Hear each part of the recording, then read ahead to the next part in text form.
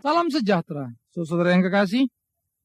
Bagian berikut dari pembahasan kita dalam topik besar berdoa dengan benar adalah mengenai kuasa doa.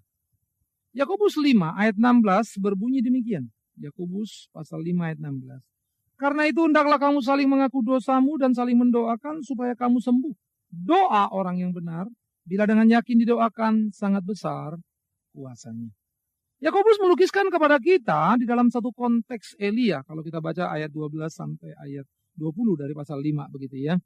Di dalam konteks Elia yang ada di dalam perjanjian lama maupun dalam konteks jemaat mula-mula di perjanjian baru. Ya, mereka memang belum memiliki Alkitab yang utuh seperti yang kita miliki sekarang. Tetapi bagaimana kita melihat doa itu sangat berkuasa. Konteksnya memang telah berubah saudara. Karena kita punya Alkitab yang utuh sekarang. Ya. Konteksnya memang berubah karena kita tidak hidup lagi di era Elia atau jemaat yang mula-mula, tapi kita hidup di era kita sekarang, di sini. Di mana kemajuan zaman membuat manusia mampu menghitung kebutuhan hidupnya. Zaman dulu enggak gitu ya.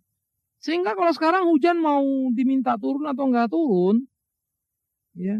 Sekarang bisa diprediksi dengan kemajuan zaman. Bisa bikin hujan buatan misalnya. Ya kan ya. Bisa saudara. Kita bisa mengatur masa panen. Kita bisa membuat sistem pengairan. Kita bisa menyimpan air ya, yang diperlukan kalaupun nanti masa kekeringan terjadi. Seluruh teknologi yang sangat hebat sudah bisa diatur sedemikian rupa. Orang Israel saking sulitnya lahannya sekarang ini, maka mereka sekarang memajukan pertanian dengan luar biasa sehingga seringkali mereka mempunyai hasil dari usaha mereka itu 4 kali lipat daripada orang-orang lain. Nah ini satu hal yang sangat mengagumkan saudara yang kekasih. Jadi orang perkebunan lain misalnya 1 hektar menghasilkan 1 ton, mereka bisa 4 ton. Hebat ya. Nah ini kecanggihan sistem. Jadi ada hal yang luar biasa.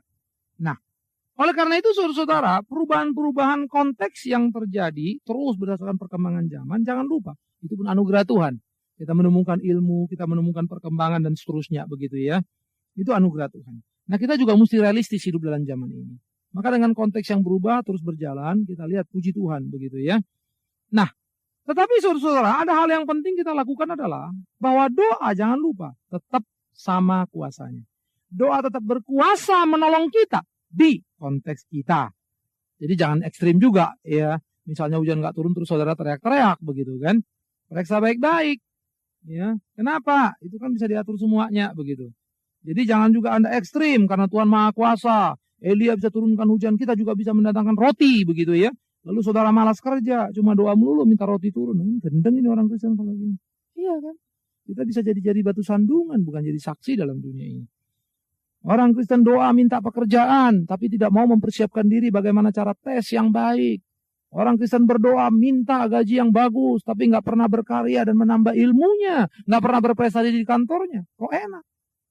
Alkitab juga bilang di sisi lain, jangan beri makan orang yang malas. Iya, kan ada disiplin saudara dalam Alkitab. Jadi jangan cuma baca separuh gitu ya, baca yang utuh. Demikian juga dengan hal ini.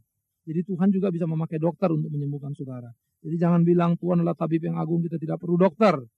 Ya, hati-hati kalau ngomong. Ya, Tuhan adalah tabib yang agung dan mengenyangkan kita. Kalau gitu, jangan makan. Gitu. Tuhan adalah tabib yang agung yang bisa menyelamatkan kita. Racun pun makanlah. Gitu. Hati-hati dong. Iya. Pertanggungjawabkan Alkitab dengan tepat dan dengan baik. Oke. Nah, saudara kita akan membicarakan mengenai doa yang berkuasa atau kuasa doa. Ya. Nah pertama, doa berkuasa untuk apa? Pertama, doa berkuasa untuk menguatkan orang yang lemah imannya menjadi kuat. Nah jadi doa itu sesuatu yang menarik sekali saudara. Karena itulah doa merupakan kebutuhan hidup kita karena menguatkan kita. Ya. Doa itu membuat orang yang imannya lemah itu menjadi kuat. Jadi kalau imannya lemah, jangan justru malas berdoa. Justru Anda harus berdoa. Berdoa itu paling tepat kapan? Ketika Anda tidak ingin berdoa. Saya suka pakai kalimat begini. Berdoa yang paling baik adalah ketika Anda tidak ingin berdoa. Karena ketika tidak ingin berdoa, Anda sudah memenangkan satu pertempuran yang dahsyat. Dan Anda sudah tampil jadi pemenang. Tapi kalau tidak ingin berdoa dan Anda tidak ingin berdoa, Anda sudah jadi pecundang. Anda kalah. Oleh karena itulah, di dalam situasi yang sulit, yang paling justru doa itu makin kita naikkan dengan kekuatan dan dahsyat begitu ya. Sehingga dengan demikian dia bisa membuat kekuatan iman. Sehingga dalam kelemahan iman kita dikuatkan Karena memang doa berkuasa untuk menguatkan iman yang lemah. Doa itu juga saudara berkuasa untuk menghibur orang yang susah. Sehingga ada penghiburan. Dalam hal ini nggak kaitan dengan iman lemah gitu ya. Orang iman lemah sudah tahu dinaikkan. Ini orang ada kesulitan dihiburkan begitu. Sehingga dia makin kuat, makin tangguh dalam hidup ini. Sehingga dia merasakan penghiburan yang indah. Nah, heran sekali. Ya, saya sendiri sih belajar banyak ya. Kalau orang telepon saya terus sharing, kasih tahu pergumulannya apa, terus minta didoakan begitu ya. Jujur aja saudara. Ya, mereka katakan, oh puji Tuhan saya makin dikuatkan, Pak, saya dihiburkan gitu ya. Saya di seberang sini pun waktu saya lagi doa untuk mereka, saya juga dihiburkan loh saudara. Saya juga merasa dapat kekuatan, jujur aja saudara. Saya melihat Tuhan itu memang baik luar biasa. Jadi saya mungkin yang saya doakan kan gak sadar begitu ya. Tapi jujur saya katakan saya dapat kekuatan. Maka di situ indah kali kalau saling mendoakan. Saya doakan dia tapi saya dapat kegairahan di sini. Itu doa bagi saya menimbulkan satu persekutuan. Jadi saya bukan pendeta Superman gitu ya. Pendeta memang sih nama saya Big Man, bukan Big Man begitu ya. Yang terus hebat bisa bikin apa-apa. No, sorry. Bukan itu saudara. Saya manusia biasa lah, yang lemah penuh kekurangan, kelemahan begitu ya. Jujur aja. Tapi kalau banyak pendeta yang hebat, yang super jago, punya spesialisasi ini, kalau dia tumpang tangan langsung sembuh, ya good lah, itu bagus buat dia. Ya, saya sih percaya siapapun dipakai Tuhan bisa. Oke, Anda pun bisa. Mengapa tidak? Karena kita sama-sama hamba Tuhan, murid Tuhan kok ya. Cuma bidang Anda beda sama bidang saya. Saya teologi ya, Anda bidang sosial atau mungkin bidang bisnis atau bidang lain. Tapi hidup harus bertanggung jawab. Oke, jadi hidup, doa berkuasa menguatkan orang yang susah terhibur. Dan doa berkuasa membuat orang yang berjuang mampu mengatasi masalahnya. Nah ini tahap lebih tinggi begitu ya. Kita lagi berjuang, lagi fight. Nah doa, itu yang dialami Yesus di Taman Getsemani kan. Dia bilang, Bapa kalau boleh cawan ini lalu daripada aku. Tapi bukan kehendakku, kehendakmu lah yang jadi. Sehingga pada waktu dia membiarkan kehendak Bapa yang jadi, akhirnya sesudah doa 3 kali dengan pergumulan yang sangat berat. Yang kedua, ketiga dia bilang, jadilah apa yang kau mau. Saudara, dia mendapat kegairahan. Dia mendapat kekuatan. Sampai akhirnya dia memenangkan perjuangan itu dan dia tidak menyangkali Bapaknya. Dia tidak meninggalkan Bapaknya. Melainkan dia memberikan kedua tangannya untuk ditangkap dan dibawa ke Getsemani. Sekalipun sebelumnya dia sudah berkeringat darah, ketakutan yang sangat luar biasa. Tapi dia sukses. Jadi jangan pikir kalau kau punya perjuangan, punya pergumulan masalah, mau dengan kekuatan sendiri. No. Berdoa. Jangan puaskan apa yang kau inginkan. Kalau Tuhan mau dia lari. Tuh. Maka kalau Yesus lari, gagallah semua karya keselamatan dia. Tapi dia tetap jalan. Dia hadapi. Dia bilang, Bapa, tolong. Supaya bukan kehendakku, kehendakmu. Luar biasa sekali ya. Jadi saudara, doa itu berkuasa menguatkan kita yang berdoa. Sehingga kita yang menaikkan doa itu mengalami kegairahan. Bahkan ketika kita mendoakan orang pun kita dikuatkan. Karena doa bisa menciptakan persekutuan. Ya. Kuasanya memang luar biasa. Sehingga ini doakan yang mendoakan mendapat kegairahan bersama. Di dalam hidup bersama dengan Tuhan. Yang lemah dikuatkan, yang susah dihiburkan, yang berjuang dimampukan. Untuk mengatasi pergumulan dan permasalahannya. Itulah sebab doa berkuasa membangun persekutuan orang-orang percaya. Kalau kemudian ada pertikaian, ribut sana, ribut sini, hati-hati dah ya. Itu mah doa palsu semua. Nggak mungkin doa seperti itu. Doa yang benar pasti berkuasa. Ya. Jadi, doa juga berkuasa merubah, saudara. Ini menarik begitu ya. Jadi doa yang benar itu mempunyai satu kuasa berubah. Merubah apa? Merubah konsep kita yang salah menjadi satu konsep yang lurus, saudara. Menarik sekali ya. Kalau kita memang seperti yang saya bicarakan sebelumnya, mau berdoa dengan mendengar suara Allah, pimpinan Allah begitu ya. Maka kita berdoa itu konsep yang salah itu jadi lurus. Artinya, pada waktu kita berpikir A, oh ini salah ini, diluruskan jadi B. Kalau kita berpikir B, oh ini salah ini, diluruskan jadi C, begitu ya. Maka dalam doa itu kita semakin mengerti apa yang menjadi kehendak Allah. Menarik ya, waktu doa pertama Yesus mengatakan, kalau boleh cawan nilai daripada. Doa kedua dia bilang, kalau memang ini kehendakmu jadilah. Ada pergeseran nilai, saudara. Jadi dia bukan mempertanyakan seperti bagian pertama, kalau boleh ini dia minta. Maka bagian kedua, kalau memang mau jadilah. Ada pergeseran doa yang sangat menarik sekali dari doa itu. Sampai doa yang ketiga dia naikkan doa yang sama, lalu yang terakhir dia jadi kuat. Saudara. Nah, jadi maksudnya ada pergeseran ini menuju yang tepat. Doa pertama sudah tepat, makin tepat begitu ya. Nah, pada kita seringkali kita bukannya soal sudah tepat makin tepat, enggak. Dari salah sih kita kebanyakan kan begitu ya. Kacau balok begitu doa kita. Maka itu menjadi lurus. Makin lempang. Tapi jangan cuma rajin berdoa, nggak rajin baca Alkitab. Ini juga jadi aneh, saudara. Ya. Banyak orang rajin doa tapi nggak rajin baca Alkitab. Waduh, saya agak aneh itu, agak bingung sih. Bagaimana bisa kenal Tuhan? Kamu ngomong sama Tuhan tapi nggak mau baca Alkitabnya. Hati-hati loh ya. Banyak orang rajin doa semalam suntuk tapi nggak ada PA-nya. Nggak ada penggalian firman-nya. Ini nanti suntuk beneran, saudara. Jadi mesti diimbangin dong. Pemahaman yang benarnya mesti muncul. Sehingga itu muncul dalam doa. Nah, dengan doa yang benar, pemahaman yang benar, konsep baru lurus. Ya. Yang kedua, di dalam bagian ini adalah doa berkuasa merubah diri sebagai murid sehingga kita makin mengerti kehendak Allah. Dari apa yang kita doakan, kita bergumul, kita belajar, apa yang kita alami, terus. Begitu ya. Nah, murid-murid juga mengalami hal yang sama.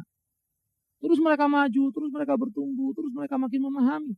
Sehingga kalau Kisah Rasul pasal 5, saudara baca, mereka waktu mulai dicecor, mulai dianiaya, mulai diancam, khususnya Petrus sama Yohanes.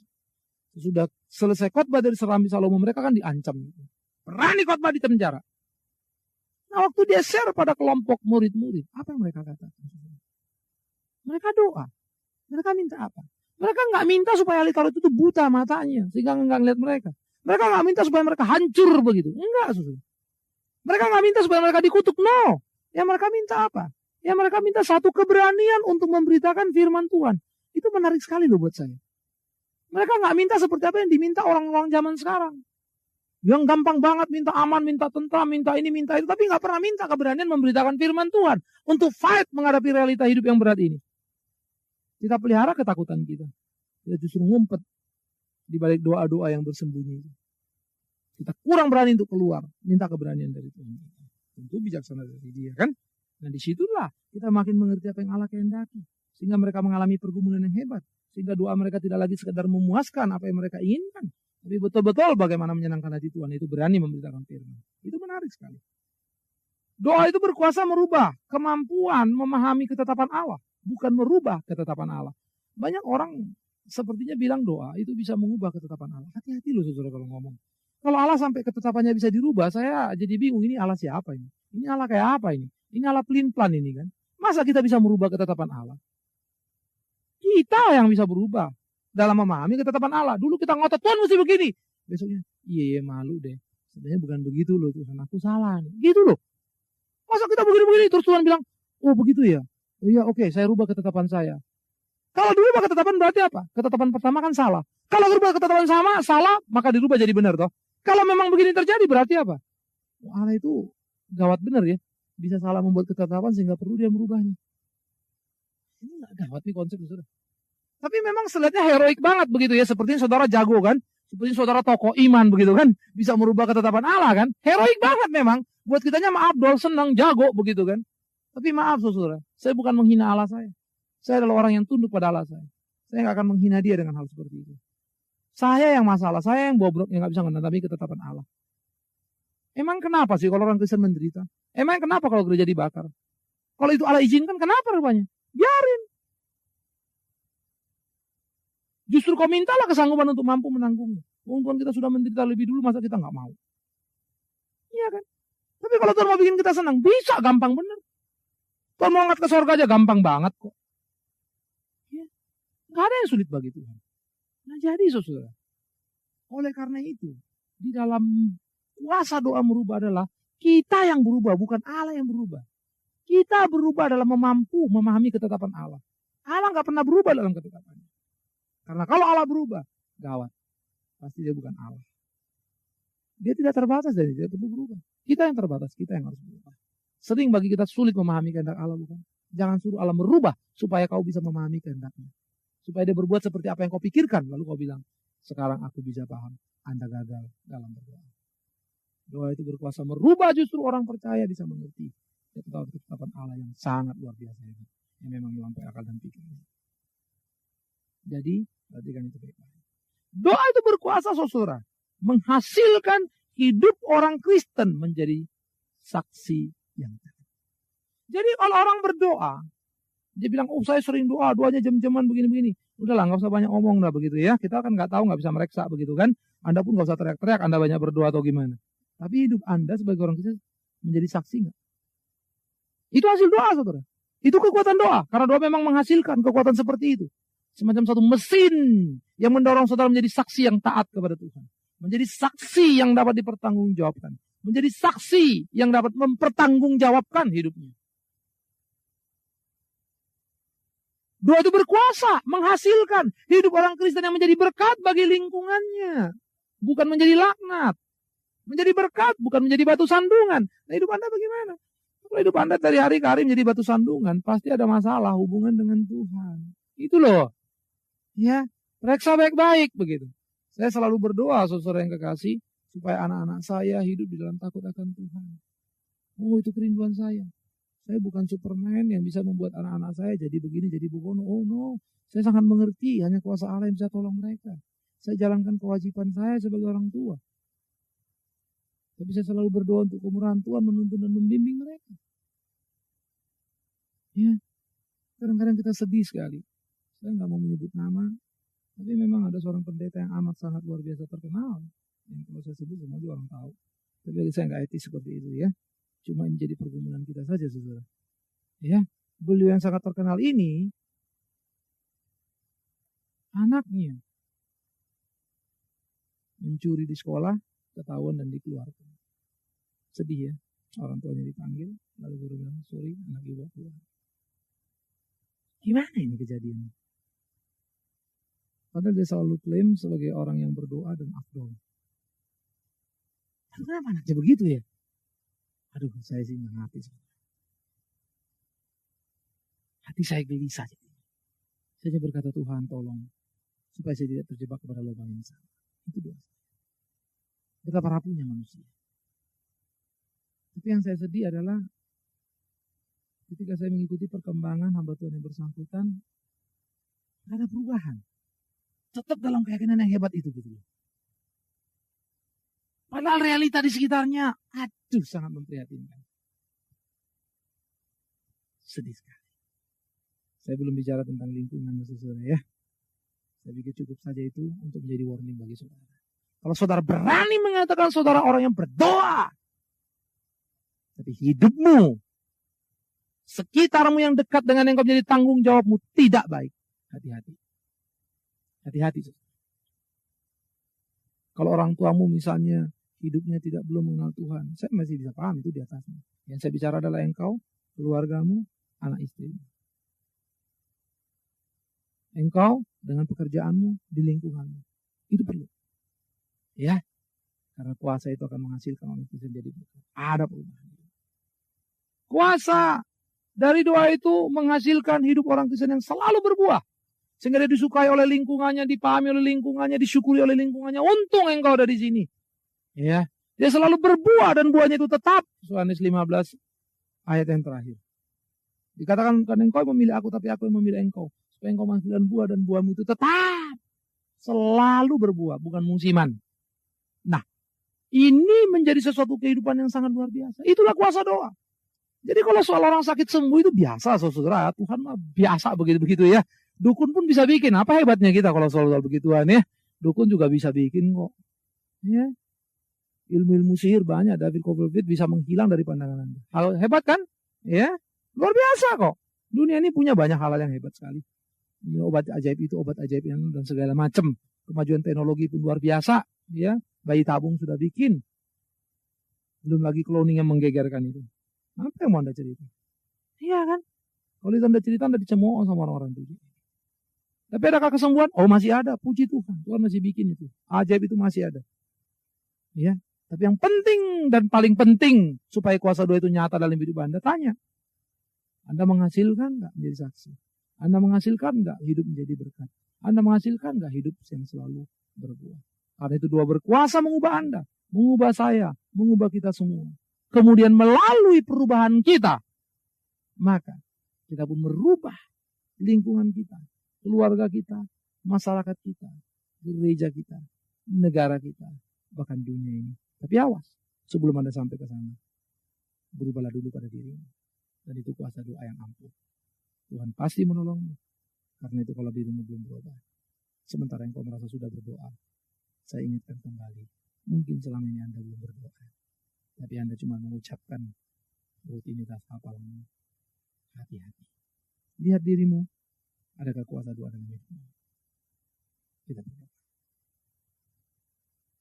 Tuhan, kami bersyukur dan berterima kasih untuk apa yang kami renungkan. Kami berterima kasih kalau Tuhan mengingatkan kami bahwa kami seringkali terperangkap dalam hidup ini.